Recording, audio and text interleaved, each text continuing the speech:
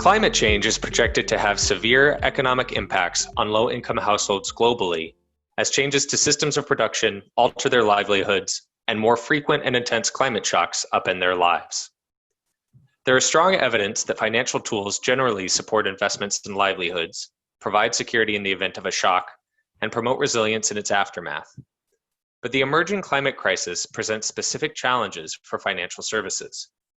For instance, large swaths of the global population need to invest in climate-resilient housing and adapt livelihoods to changing environmental conditions, while financial service providers need to innovate business models to account for changing levels of risk.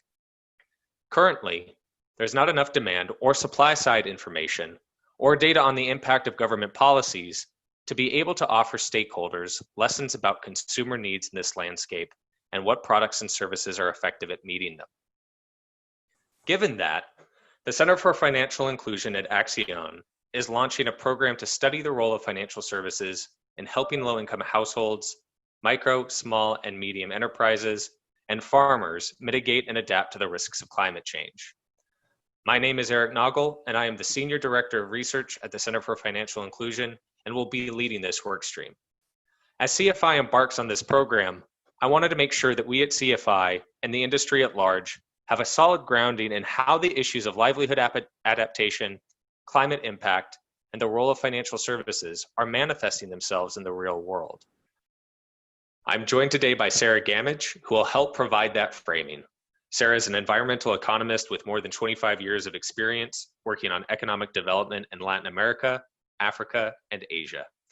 She is the Director of Policy and Government Relations for Latin America for the Nature Conservancy, and she has worked with and for a number of international and multilateral organizations, including the International Institute for Environment and Development, Women's Edge, the Economic Commission for Latin America and the Caribbean, the International Labor Organization, the International Center for Research on Women and UN Women.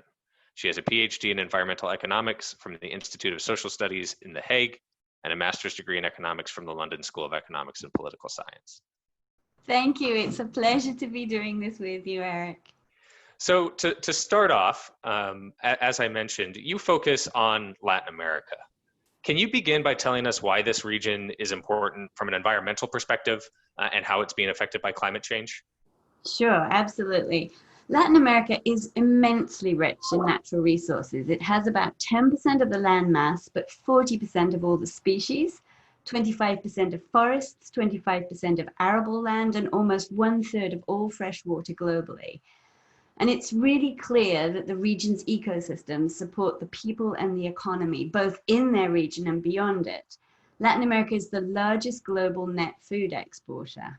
Currently, agriculture and ranching practices, however, are among the leading causes of biodiversity loss in Latin America. They consume almost 70% of those freshwater resources and cause 70% of the region's habitat conversion. Unfortunately, almost half of Latin America's total land area has some level of degradation and deforestation. And in fact, deforestation is now 3 times the global rate, making agriculture the leading contributor to Latin America's greenhouse gas emissions. Conventional agricultural practices, and particularly that quest for expanding and having higher yields, have damaged the natural capital upon which that region's agricultural success depends. And it also jeopardizes its ecosystems and the potential to continue contributing to global food production. Climate change is drastically affecting the region's food systems, habitats, and biomes. Higher temperatures, more variable rains, prolonged droughts, floods, hurricanes, and fires are changing the way people farm and the food systems they rely on. Latin America has 3 times the global deforestation rate, and 17% of the Amazon has been lost largely to illegal and informal food production and mining. Once very abundant fish stocks in the Humboldt Current, and that's off the coasts of Peru and Chile, are now down by 62%. And many of these biomes, the Amazon, the Mesoamerican Reef, the Cerrado in Brazil, Patagonia, these are last chance ecosystems. If we fail here, the human, biodiversity, and environmental costs are enormous. Indeed, the UN Living Planet Index that was recently released, and this is an index of species diversity, emphasizes that it's declined in Latin America more than anywhere else. It's down 94% since 1970. And Latin America has also shown the greatest loss of wetlands. The Brazilian Institute for Space Research shows an 84% increase in fires compared to the same period in 2018. The agency reports that we've detected more than 72,000 fires since January 2019. Deforestation in the Brazilian Amazon is the result of many different actions and pressures, including agricultural expansion, primarily for beef production, but it's also illegal logging, mining, land speculation, infrastructure, and urban development. We know that halting deforestation is complex. It requires laws to be enforced to prevent further illegal deforestation. It means working with farmers to ensure that we have deforestation-free beef and other agricultural products. This also means monitoring and verifying that the production occurs without deforestation. And that means traceability and accountability. It also means more secure contracts for products, but also for land. And changes in agricultural and farming practices are going to be fundamental if we're going to just relieve pressure on these ecosystems and build back better after COVID. So we work at TNC with partners to address these challenges, and we have a particular focus on transforming agriculture, fostering healthy agricultural systems, regenerative agriculture. It fixes carbon, it reverses nature loss, it recovers soils and adds nutrients, and it improves lives and livelihoods, and that's critical. We want to transform the agricultural sector norms. We want to standardize production practices that recognize the importance of natural capital and nature-based solutions in this recovery and in meeting the imperative of addressing climate change. We want to develop and institutionalize business models and policies that incorporate the value of ecosystem services in their design and in their application. And we also want to ensure that biodiversity is recovered and protected in these agricultural landscapes.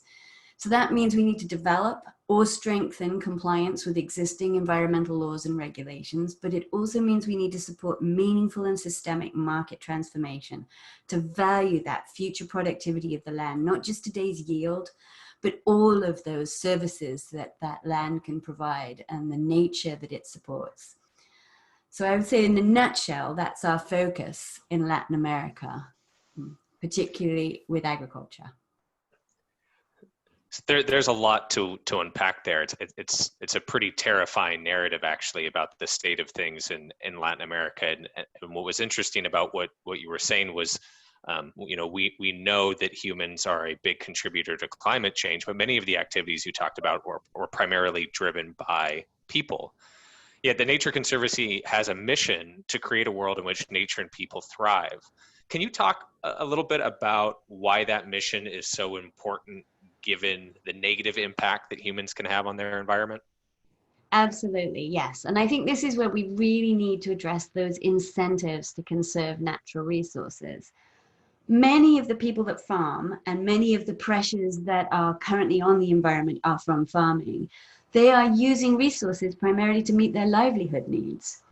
So when we look at our regenerative agricultural work, we focus very much on livelihoods and food systems, people and nature thriving. And we want to change agricultural practices. We want to increase livestock stocking rates. We want to use silvopastoral systems that add in trees, manage pastures, maximize soil nutrients, and manage root matter carefully to build healthy soils, retain moisture, and ensure adequate shade and protect watersheds.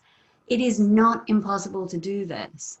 But in order to do it, incentives have to be aligned. We know that farming households need returns that value nature and generate income. And without these incentives, shifting cultivation, poor soil management, deforestation and degradation are the likely outcomes. They're the most probable outcomes.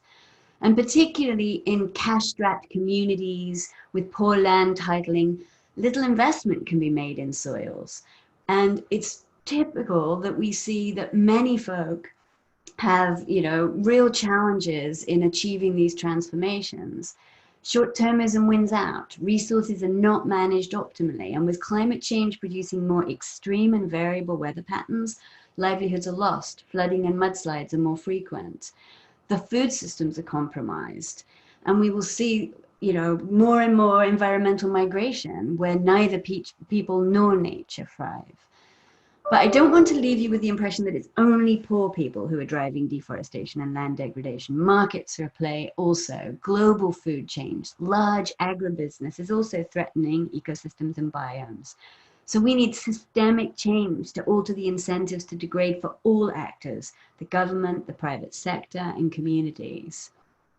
That's really helpful. And I want to take a minute to just dive into this livelihoods issue a little bit more. So obviously a lot of your work has a livelihood component embedded in it.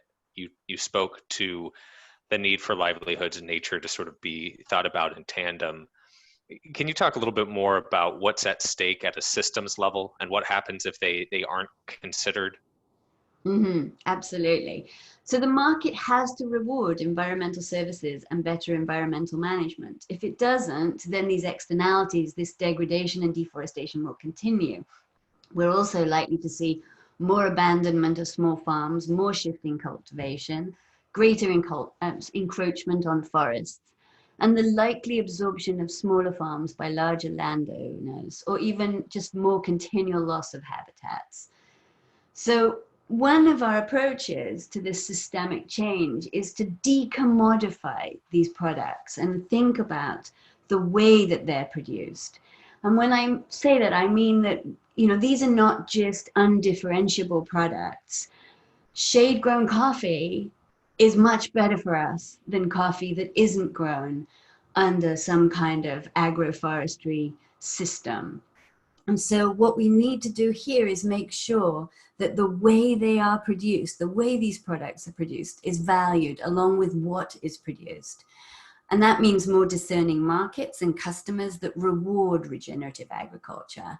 And just to think about a few, this is not impossible. We've seen it happen. Dolphin-friendly tuna, deforestation-free beef, the shade-grown coffee are all examples of the ways in which you can convey that the how things are produced is important. They typically command higher premiums, higher prices, and the farmers can reap the rewards of selling into these markets. It's not inimical, though. It's not something that just happens automatically. And this requires concerted action by governments and commitments by the private sector. Policies need to be put in place and enforced. We need to have sanctions for violations. Fines need to be levied. Unproductive subsidies that encourage externalities need to be lifted and taken away. And financing needs to be readily available for this transformation. And we need traceability. We need verifiability. We need to know that these products have been produced in the way that we see nature being conserved. And also consumers need to have an appetite for these products. So the evolution of these markets can be slow. It's definitely not automatic, but it is happening gradually. That's really helpful. So to just take a step back then and look at this broad or systems level, we see a lot of environmental degradation happening in Latin America. A lot of it is being driven by human activity. We know that there has to be a market component to allow nature and humans to thrive. And I think that's really helpful. And I think hopefully a familiar concept to a lot of the people listening to this podcast. And so I wanted to go from that broad level and zoom in down to the micro level, to the individuals that you work with in Latin America, the farmers, the pastoralists. What is happening to them? Can you give us an example of what it's like to be a farmer and what climate change is doing to them right now? Sure. I think one great example is small farmers in Central America. Imagine someone who farms basic grains, corn and beans, on a steep hillside. So what we are definitely observing is that traditional farming practices are producing declining yields. The farmer has to invest more and more in maintaining yields. They need more chemical inputs and fertilizers to keep those yields high. And more extreme weather patterns are endangering that production. It's exacerbating erosion. Investments in soils are likely to be washed away, or drought can significantly reduce yields. Rising temperatures makes the crops vulnerable to pests, and the loss of pollinators has decreased their productivity. But some things can be done. Contour farming can reduce erosion, putting in steps or levels, digging ditches and controlling that surface water flow, adding trees, practicing agroforestry, these silvopastoral techniques where livestock graze beneath trees and pastures, and they manage those pastures in a way that increases the root matter and builds soils and sequesters carbon. So all of these measures can help adapt to climate change and in some cases mitigate that climate change by sequestering carbon. But they require investment, they require increased labor time, they are not costless. And for many farmers and farming households, that means they need innovative finance and financial solutions to support that transition to regenerative agriculture. They need extension services, support from governments and NGOs to understand and adopt new practices. Transfers, payments for environmental services can help. Social protection systems that provide safety nets. All of these measures can, in concert, help reduce risk and share or socialize the cost of that transformation. That's really interesting. And I definitely want to get into the innovative finance piece, given that we are at the Center for Financial Inclusion. But I want to take it, go back to this regenerative agriculture idea.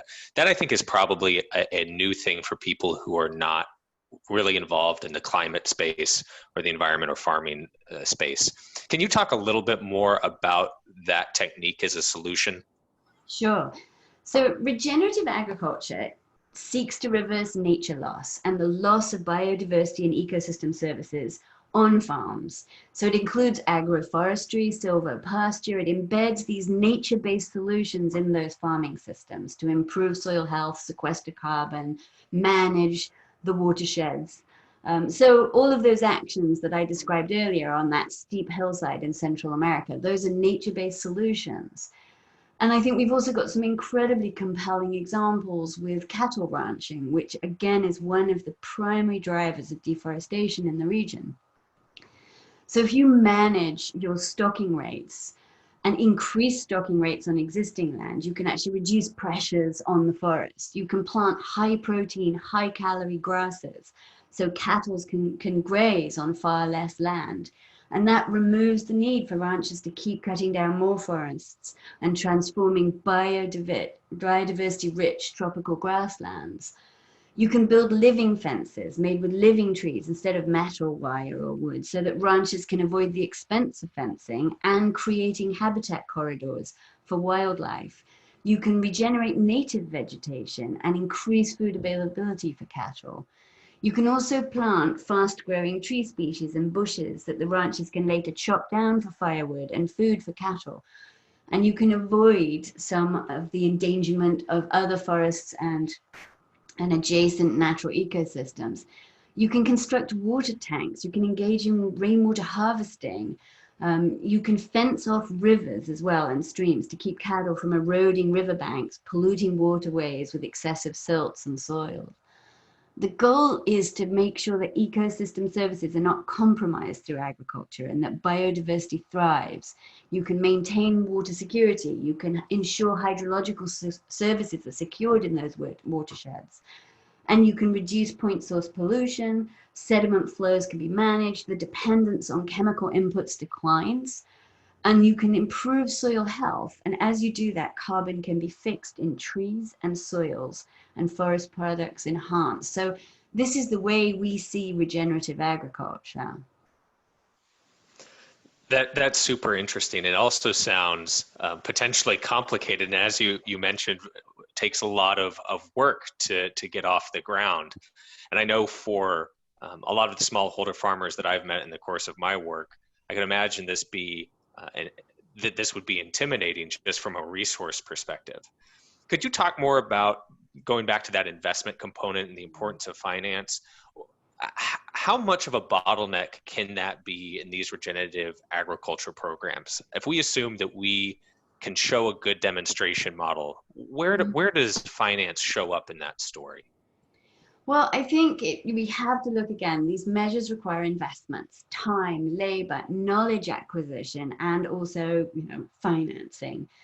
So in the medium term, the return on that investment can actually be higher than not using nature-based solutions. So you can reduce those externalities, you can reduce pressure on the forest, and you can actually increase returns for farmers, but there's an upfront investment. And I think, you know, one way to think about it is to see how we've sort of embedded different types of financing mechanisms in a lot of our regenerative agricultural work. So the Colombia work with the Colombian Cattle Ranching Association, FEDERAN, that's been really successful. And over a period of about 5 years, we've actually managed to increase the acreage of forests that's protected by conservation agreements with that cattle ranching association.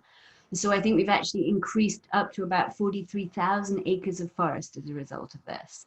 And they've transformed their farms into intensive or sort of less intensive silvopastoral systems, and that covers about 66,500 acres.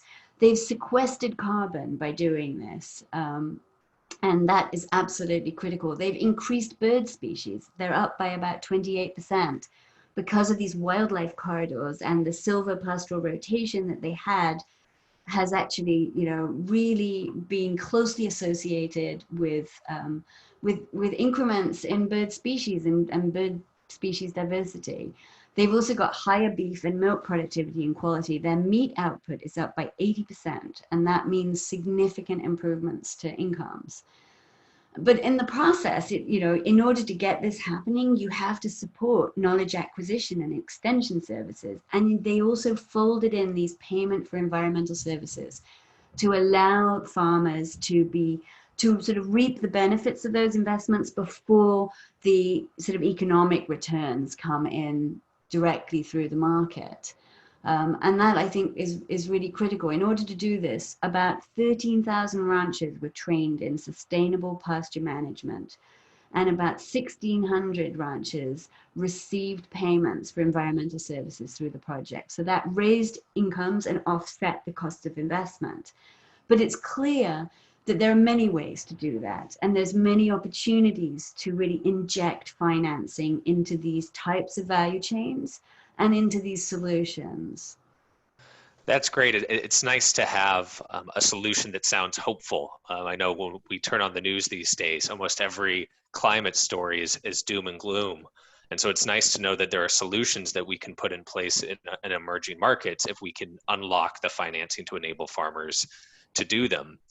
I know there have been some instances in which you've seen more practical implications of access to finance or a lack of access to finance and how it can impact these programs. I'm wondering if you could tell us about the Agroforestry project that the Nature Conservancy is working on with Catholic Relief Services. How is finance playing a role there? Sure. This is a great one. This is part of our Resilient Central America program that's funded by the US Department of State. And the idea is that it promotes environmental, economic, and social resilience with nature-based solutions to address climate change. And so one of our projects is with Catholic Relief Services in El Salvador. And they're looking at regenerative agricultural practices, all the things we've just been talking about. And they're also working very hard to protect watersheds in particular regions. So they've done these fantastic demonstration farms, they have agreements in place with farmers, and they've got really strong positive results in terms of changing agroforestry, changing agricultural practices, and they've been really successful. But one of the things that they sort of stumbled across as they were doing this work is that they expected more uptake. And so they wanted to find out, why is this not diffusing rapidly? Because now you've got demonstration plots and you've got farmers doing this. And in communities, people are talking about the yield increases, the improvements in their soil, all of the benefits that these investments have generated. So they wanted to know, why isn't it being diffused more widely? Why aren't other people taking it up? And they did a survey. And in fact, what they found was that it really faced significant challenges for farmers who didn't have access to financing to adopt a lot of these practices. And so what they did, they decided to solve creatively for that. They developed 10 savings groups with farmers to ensure that they had sufficient funds to purchase some of the inputs. And some of the inputs were actually more expensive fertilizers that were less damaging, but more appropriate to their needs. And there were other inputs that they needed. And so what they did was they constituted these groups, and they formally, constituted savings groups. that could then be used to make collective purchases and lower input costs. And they also decided, this isn't just a savings group for anything. They really wanted to bake in some of those agroecological practices into the documents constituting and formalizing those savings groups. So it was really a sort of creative way of solving for the challenge of accessing more financing collectively. And they've actually been able to access financing through these savings groups with some of the local development committees now. So it's really a clever strategy that enables them to respond to the financing challenge. That's a super interesting story, and it's interesting to hear the role of savings groups there. They're such a useful tool across the globe, and a lot of people rely on them. I actually did a study on savings groups in El Salvador several years ago, and it was clear that they were really important economic and financial tools. They also had limits. Of course, they are self-funded, and so it's hard to get that external financing, which can be really catalytic. I know you had another project with TechnoServe and dairy farmers where you got a little bit more of that formal financing element embedded into the project. Can you talk about the role that finance played there? Absolutely, yes. This is a project in Nicaragua with TechnoServe and also CPAV, which is an agroforestry research center in Colombia. And it folds in Grupo Lala, which is a Mexican dairy company that is also present in Central America. So it really looks at the whole value chain. And about 700 cattle ranchers and dairy farmers in the Boaco and Matagalpa regions. And what they're working to do there is really adopt these silvopastoral ranching systems. But they thought about the financing, they thought about the incentives as they, developed this project. So Lala formalized their commitment by signing a strategic alliance to sort of incentivize the scaling of these systems to reduce the environmental footprint of the milk that they source. And the dairy project uses those silvopastoral techniques both to improve milk yields, increase stocking density, and secure better environmental outcomes. But it was clear that they needed to do this in a way that would also ensure, again, that flow of financing. And the way that they did that was that they made commitments with different financiers, and cooperatives in the milk value chain were connected with some financing. And also, as a result of that, they were able to get access to some government funding as well. And so the way they built those cooperatives and enabled them to access funding really crowded in more financing, both from the private and the public sector. So at the end, they ended up collaborating with a microfinance lender, the local development fund. And I think what they were able to capture is about sort of 27 facilitated loans went to farmers worth about $96,000. And those funds were critical for the investments that allowed the farmers to pursue those silvopastoral techniques. They added in trees, managing their pastures, using silage, all of the things that they needed, the fixed costs that they needed to make those system changes.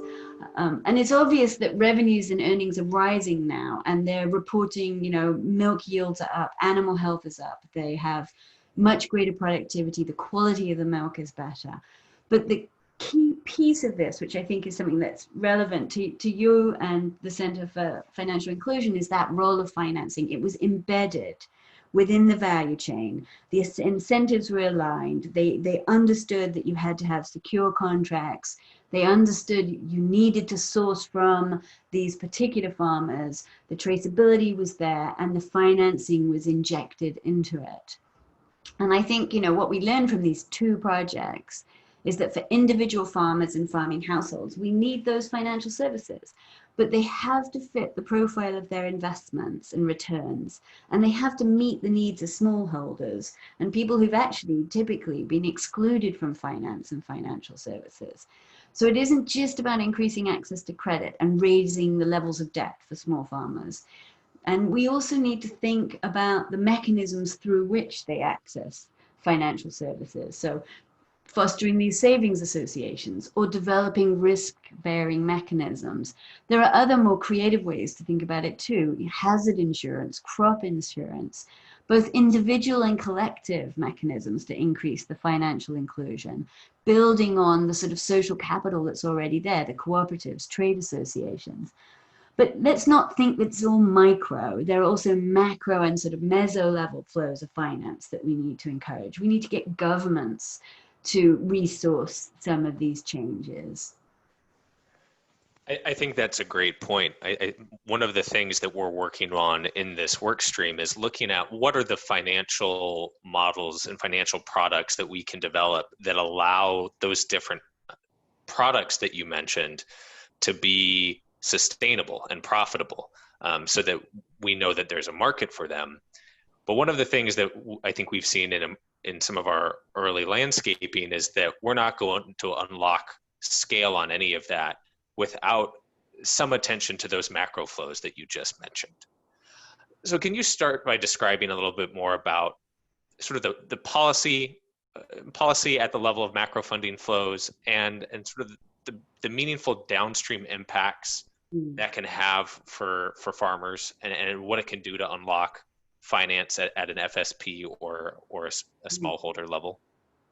Absolutely. Well, I think I'd like to illustrate this with some findings from a recent TNC Polston Institute report on the gap between the amount currently spent on biodiversity conservation and what's needed. Just thinking about biodiversity in this moment where we are right now, as you know, we know that what's spent on biodiversity and biodiversity conservation is far below what needs to be spent. And this report looked at data, and as of 2019, estimated that the current spending on biodiversity conservation through huge flows of money, bilateral flows, government level investments is between 124 and 143 billion per year.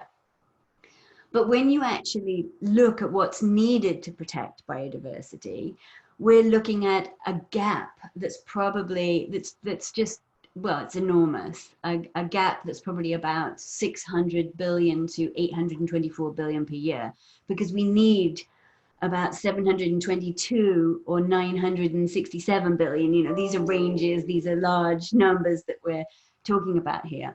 So how do we reduce that gap? And where does this financing come from? Well, there's a real meaningful role for governments to legislate, to commit to financing and requiring investments and co-investments from the private sector to reverse nature loss and protect biodiversity. But there are some potential ways of doing that are available to us. We know that there are many harmful subsidies on both agricultural products and inputs that encourage the use of agricultural products and consumption of agricultural products that are damaging to the environment. So if we removed harmful subsidies, we can also potentially free up resources for other types of investment in more regenerative agricultural practices. We can also have different fiscal policies to increase the effectiveness of existing ones. That increase domestic spending on biodiversity conservation and disincentivize activities that are harmful to biodiversity. And we need to improve the efficiency, effectiveness, and tracking and reporting on all of these revenues that are being raised for biodiversity conservation. And a big piece of this is that natural infrastructure, nature-based solutions are part of the answer. And that what we want is national, subnational, and local governments to require the evaluation of natural infrastructure alternatives in all infrastructure projects where feasible and cost effective. So there are ways that we can really sort of bake this into any sort of green recovery that we might be thinking of post-COVID.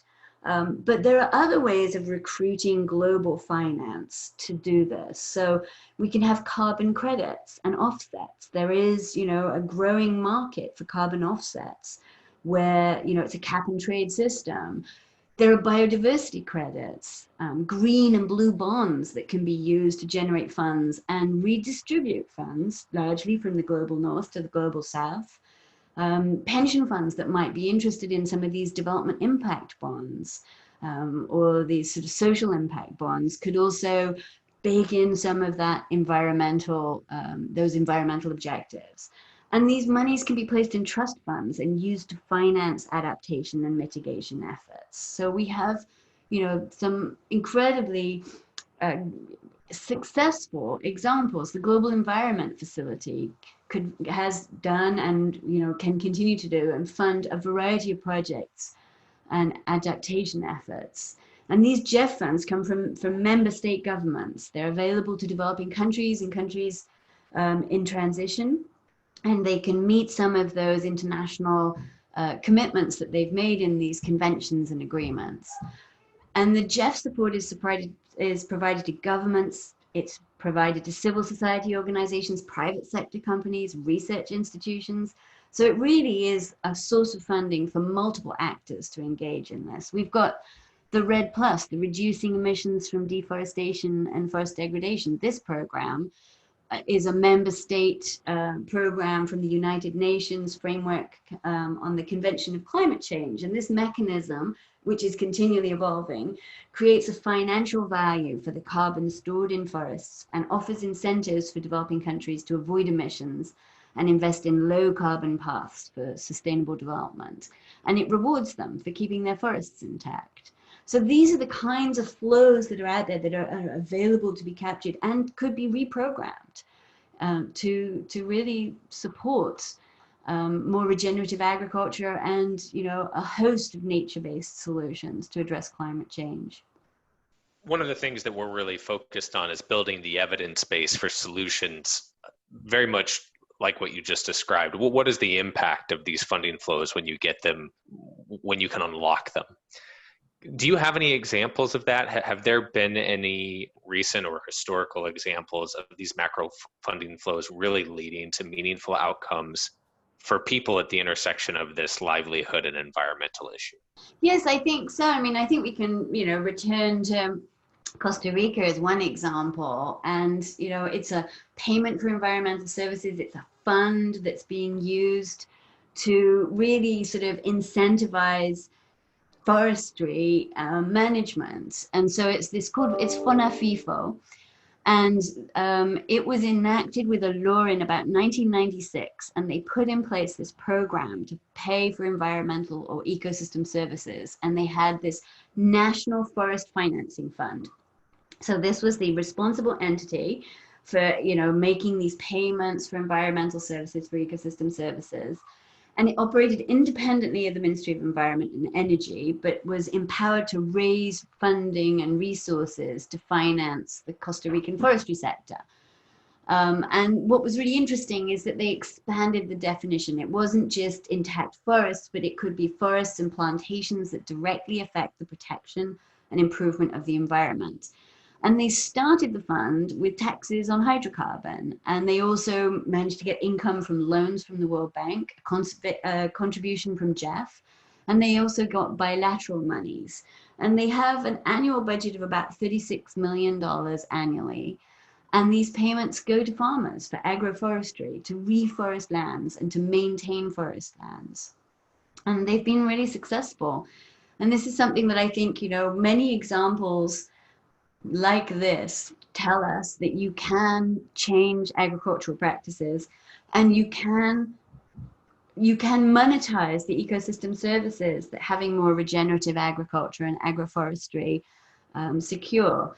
So I think one study found this is quite some time ago, but that FONAFIFO had allocated about 10,000 contracts and more than $206 million to farmers.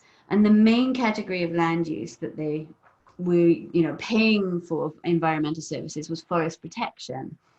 And that was about 67% of all of the contracts, or 73% of the financial resources. Reforestation activities were also in there for about 20% of the contracts. So this is a fantastic example of how, changing fiscal incentives, capturing funds, standing behind some loans, channeling that money globally to communities can really secure forest systems and forest services. That's a great example. And again, I hope people have stuck with us from the start so that they can get to these hopeful examples about things that we can do to help address the climate threat. So that's really great to hear. So if I was just going to summarize some of what we talked about as we move to closing here, it's obvious that humans are having an impact on the climate, contributing to environmental degradation. A lot of this is linked to, at least in the Latin America context, to livelihoods and the demands that people have to be able to take care of themselves and their families. And so one of the ways for us to solve that challenge is through things like regenerative agriculture. So programs that the Nature Conservancy is running that can bring in environmentally sustainable practices that lead to better incomes and livelihood opportunities for farmers and pastoralists long term. But we can't do that without finance. The money has to be there to enable the investment for these farmers, for these people. And that requires work, right? Going back to some of the things you talked about, you mentioned a lot of different products that have a lot of potential, but we need to unlock money at a macro level to be able to fund the market that will help develop those products and get them out to farmers in a sustainable way. Does that sort of roughly capture everything we've talked about in the past 40 minutes? Definitely. And we need to work with the market to sort of bake in those co-benefits and demonstrate that sort of sustainably managing lands and landscapes can also generate a flow of resources. And we need to work with governments to monetize the ecosystem services that you can, ensure are being protected in this approach. Absolutely. Yes. Lovely summary. Wonderful. And so just as a final question and secret to the listeners, I did provide this one to you beforehand. If you had a call to action for the financial inclusion community and for CFI specifically, for these organizations that are engaging in this work in what is a relatively new space for us, what would that be? Like, what can we do that enables progress on supporting mitigation and adaptation to climate change? So I think we just need more funding to be directed towards adaptation and mitigation of climate change. And that also includes restoration and reforestation. And it needs to be at a micro level in communities and going to households, but it also needs to go nationally to governments, and it needs to be allocated globally. So I think we need to develop meaningful financial mechanisms that distribute risk. And I think we really need to look at insurance. And we need transfers and payments that secure adaptation and mitigation, particularly for the resource poor. So there's payment for environmental services models. We also need financial services that fit the needs of the small farmers, that actually don't increase their debt burdens. And I think this is where sort of an integrated approach, social protection systems that operate in concert with that and kind of reinforce these actions. And we've got some good examples, Bolsa Verde in Brazil. So I think we need to really, we need to reduce risk for these small farmers, so and for households that are highly resource dependent. And I think in an era of COVID and going forward, we need more digital engagement and platforms. And that needs to be accessible to people who are not necessarily very comfortable with those interfaces or with numbers. And we need opportunities to provide information that's meaningful for those farmers, critical data on weather and climate variations, on markets and prices. They live in a world of monopsony where they sell to one intermediary and they have very little access to other markets. So even gaining access to markets where the consumer's appetite for better, products, environmentally sustainable products is changing, it's really hard for a small farmer in Central America. So I think we need to use those platforms to provide all of that information and also to enable them to access financial inclusion. So, I guess my plea would be these services shouldn't be siloed and separate. They need to be integral and integrated. They shouldn't necessarily just be individualized. They should be collectivized in ways that you can support sort of the collective organizations, so cooperatives, savings groups, savings associations, because there's a lot more power in, using those associations to generate opportunities for them to negotiate better output prices, and also to engage their membership in, better environmental practices. So in other words, we have a lot to do. That's Yes. a lot of work for us and our colleagues to start paying attention to. I think that's really helpful, and I think that I'm sure those folks involved in product design in particular perked up when they heard many of the things that you just mentioned. So I think that's a great call to action. And Sarah, this has been such a good learning experience. It's great to learn from you. I hope people who are listening in find it helpful. I think you did a great job of describing how all of these things fit together. That it is one. Ironically, since we're talking about the environment, it's one big interconnected thing dealing with this challenge.